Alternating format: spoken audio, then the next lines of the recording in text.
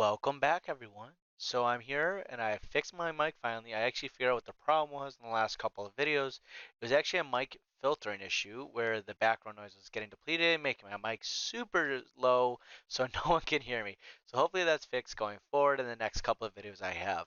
But I'm here with a steamy, hot new video for you guys. It's going to be how to set up NPN and reverse proxy your Jellyfin or your image through NPM on Unraid.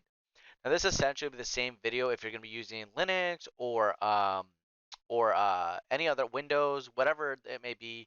NPM is just a front end GUI or GUI for Nginx, and basically it's a little more user friendly. But this will be a new friendly tutorial, so I'll go over everything on the setup for this. So this will be if you have a dynamic or a static IP. If you have a CGNAT IP, there's two differences between CGNAT and dynamic. CGNAT means you cannot port forward at all. With a dynamic IP, it means your IP changes quite often, but you are able to port forward. That's really the only difference between that and CGNAT. And static IP is basically you have a standard IP. It's the same all the time, every time, does not change. So this will be for anyone with a static or dynamic IP. If you don't know, it's best to ask your ISP provider, or you can even look it up probably on Google and find out if they are static or CGNAT. If you do have a CGNAT, obviously you'll probably need a VPS and use Pangolin. I can go over that in a separate video though. So let's get started. So we are here at our Unraid dashboard.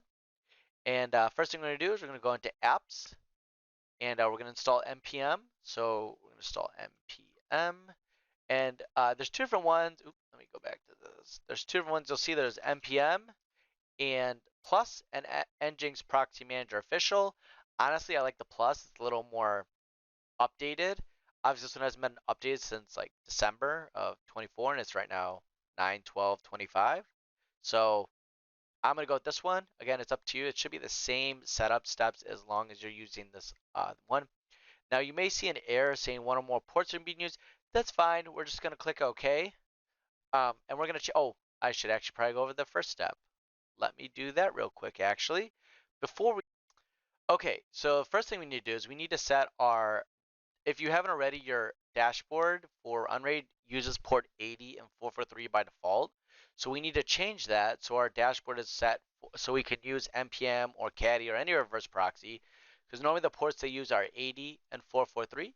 So all we have to do to change that is go into our so all we need to do is go into our settings over here on the top. We're going to go into a management access, and we're just going to change this HTTP port to 81 and our HTTPS port to 444. That means whenever you load, once you do that, it's going to require you to reboot once you click apply.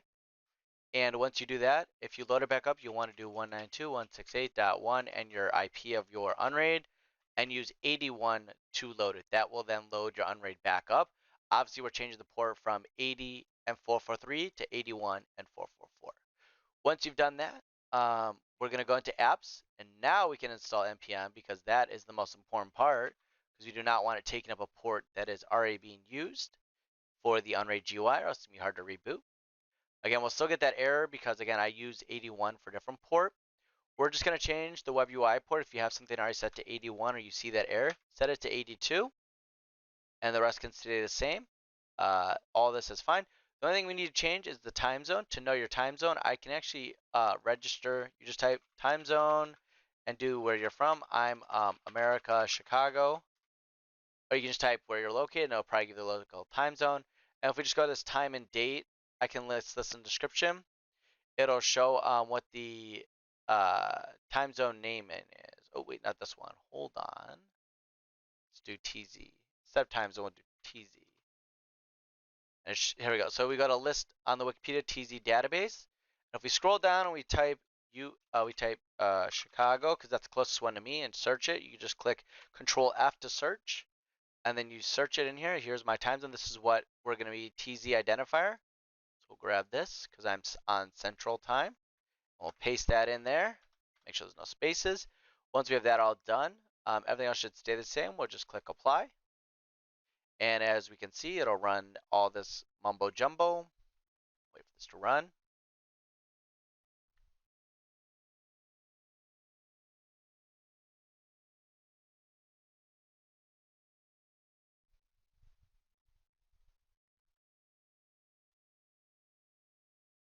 Okay, once it's all run successfully, you can click done. And then as you can see, now we'll need to check to make sure it's running. So to go this, we go to Docker on the top tab, and we'll go down to NPM, which is gonna be right here. And we click on logs to make sure it starts successfully, which it looks like it did start successfully, which is good. So now we can check to see if it loads by just clicking out and clicking on Web UI. And it'll give you this prompt saying security risk, just click advanced and accept just because it's unspelled. And if you don't have login details already, it will say it actually in the logs. So if we go into NPM and go into logs, we can see we're going to use create a new user. This is going to be our default user. So we'll paste that in. And then we need to grab the password, which is also in here. I'm going to change this too. This is going to be changed when I set it up, so I'm not worried about you seeing it. Right? And then we just click sign in. And when we log in, now it's asking me to change that user. So I'm just going to name it, we can just name it as administrator. I'm going to put, actually I'll put my usual name for my domain, movies for you. And my nickname, we can just leave it as admin. Actually, I'll make it the same, make it movies for you. These don't really matter, it's just going to be, you're going to log in with your email every time, but it's just good to put in. And then we want to pick an email we're going to use. So I'm going to put my name here. I'm going to blur it out for you guys so you guys don't try to dox me. Once we have that, we can click save. And now we type in our password. We're going to put our old password in. So if we go back to this part, we just copy that. And if we go back in here, we put the current password, our new password, and we'll retype that password again. Click save.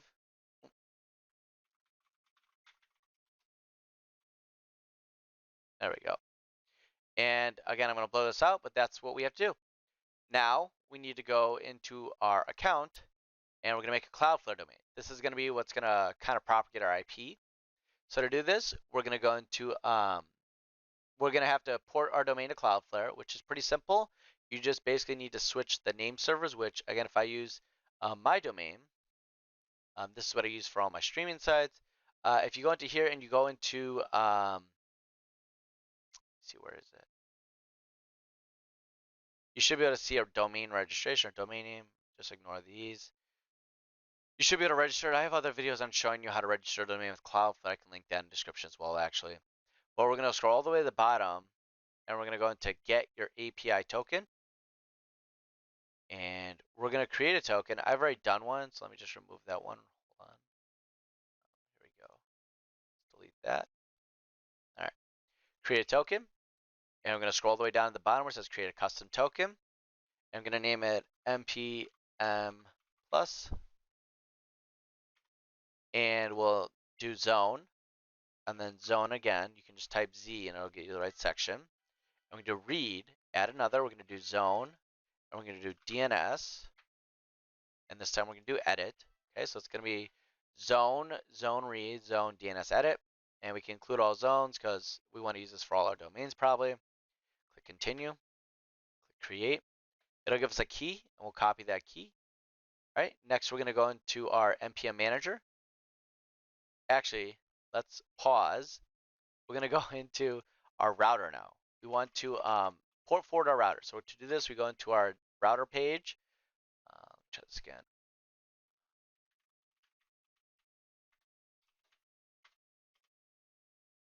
All right, once we're logged in our router page, we're going to go into here and we're going to go into advanced, or for you, it's just going to be where your port forwarding is. So mine's under advanced, NAT forwarding, port forwarding, and I already have them added, but I'll show you how we edit it. All we have to do is we go into here, we type our IP of our Unraid device, we do the external port, internal port is 80, and we click the protocol as TCP, and we can name it HTTP. Same for 443. This is going to be our Unraid IP, HTTPS. External internal port are 443, and we want to do all because Nginx Proxy Manager uses UDP and TCP. Or for you, it may not say all, it may say both. But once that's done, you can check to make sure it's open by going to portchecker.co. And as you see, I'm going to use my IP. And I'm going to check 80 is open. We'll check 443 is open. If you see it's still closed, that might be because your ISP blocks it. It may also be that you have a double NAT going on. If that is the case, you should check your router. Make sure you only have one DHCP for one of the devices in your house, i.e. if you have a gateway from your ISP, you need to put it in bridge mode and then connect your router to that and make sure DHCP is set on that router. You can only have one DHCP inside one network, so if you have a mesh device, make sure only one device in the entire network, including your gateway from your ISP, has DHCP. If you don't, you'll get that double NAT issue, which will allow these ports to stay closed, or if you load them, it'll load straight to your router page.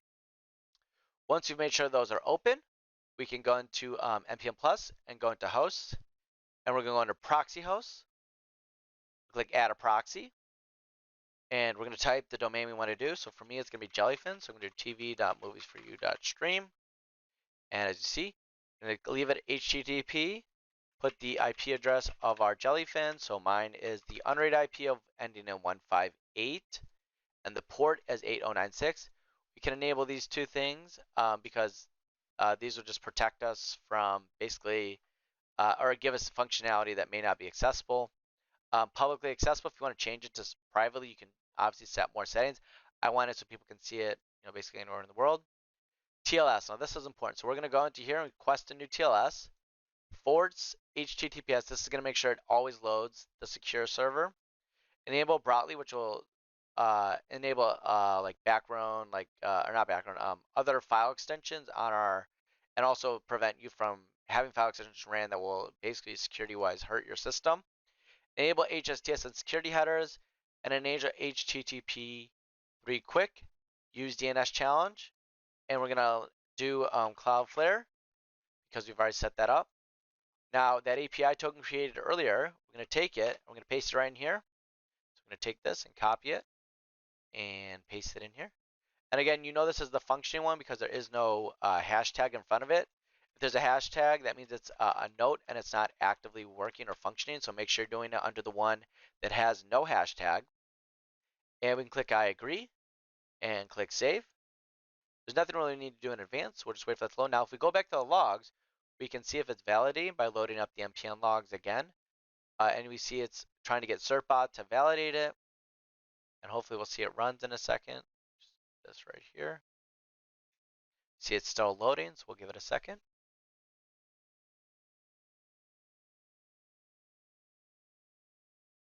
As we see, it ran. Now if I try to load up my domain, bam, it works. Now something you'll have to also do is, if you're running Cloudflare, you may have to create an A record, or well, you will have to create an A record. So yours may not load immediately, so some of the steps you have to do is once you have that set up, we're gonna go down and go into DNS on the left-hand side. We're gonna set 2 records, an A record and a CNAME. So we're gonna click add a record, and we're gonna do A record, and we're gonna do at for the domain.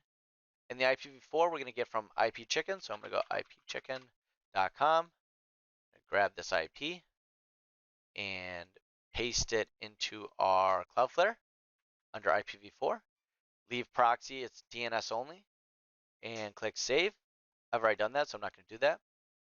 Next thing we do is add a CNAME. This is going to be what links our domain to our subdomain, or our subdomain to our basic container.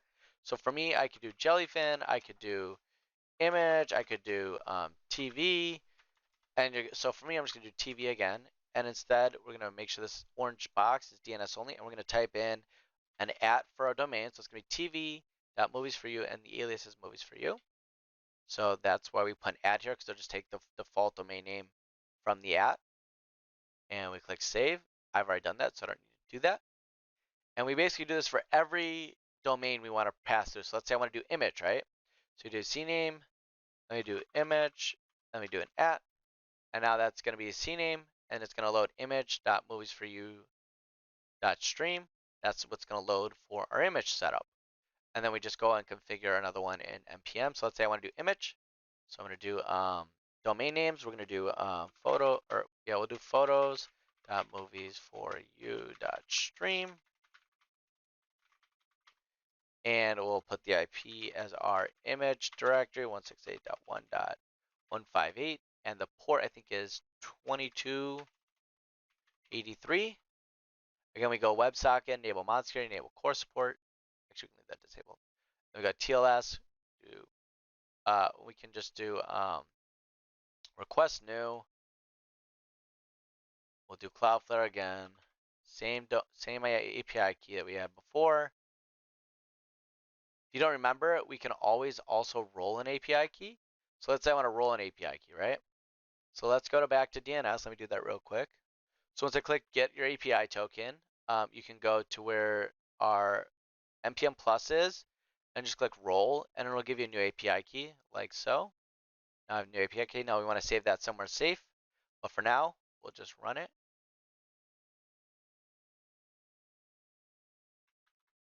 Okay. And we can click agree. Everything else is set, so you can click save. And now, if we roll this one, should roll the Cloudflare token.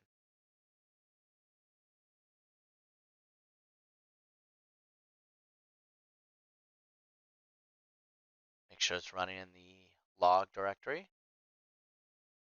And it looks like it's going just fine. And now we just need to edit this one. Going to TLS.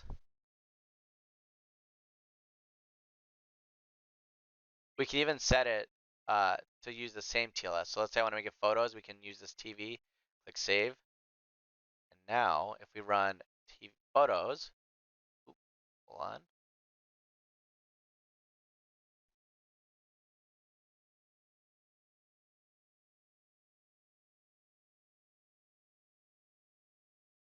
Oh, if we load photos, hopefully it gets us to SSL. Ooh, hold on. Oh, I think I did the wrong port. Let me fix that real quick.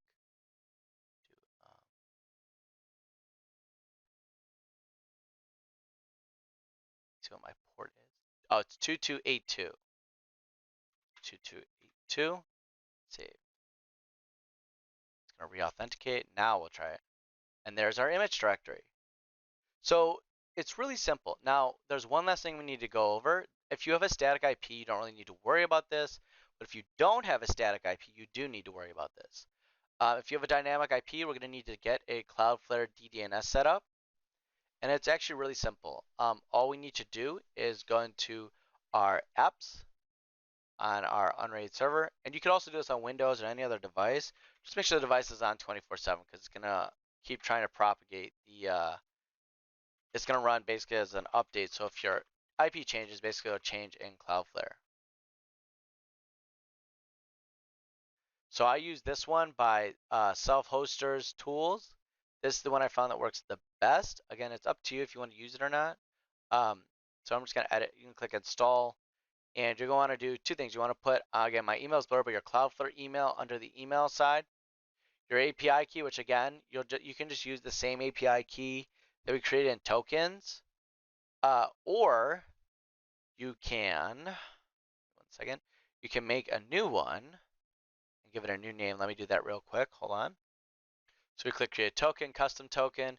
We're going to name this Cloudflare DDNS. Do zone, read, and then we're going to do zone DNS and edit. And we'll just leave that as all zones. Click select, create token, copy that token. And now we just add it in here and click paste. And then the domain, we'll put our main domain or whatever domains you want to use. You can separate them with I think a comma and then run again. But I'm only doing one domain. That's my main domain. You just put your root domain. So for example, mine is moviesforyou.stream. Cloudflare Proxy, keep this false. And container variable, set it as A. And this should now update the A record of our movies for you domain every time it runs. And it should auto run. So now if I go back in here, if I reboot my router, it'll automatically update that for us. So if you click on the logs of that, let me go into it real quick. Oops, Docker settings. Going to Cloudflare DDNS, and we're going to logs. We'll see it just keeps trying to update the IP every time it changes. So you see it changed here, and I'll just update it every time it changes for us. I'm not worried about my IP showing, by the way. It's going to change when I'm done this. I'm going to reboot my router, so it changes anyways. But this is just, a simple tutorial. If you guys have any questions, comments, concerns, my YouTube video will have our Discord in the description, as well as our Discord in all the channel pages. If you guys want to donate to Buy Me a Coffee, it's in on my doc site or my Discord, or you can even just message me. It's in all my descriptions as well. If you guys enjoyed this video and want to see more, shoot me with a comment saying what you want to see.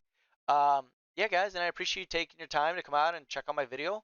Um, Thank you so much, and hopefully I helped. Thanks. Bye.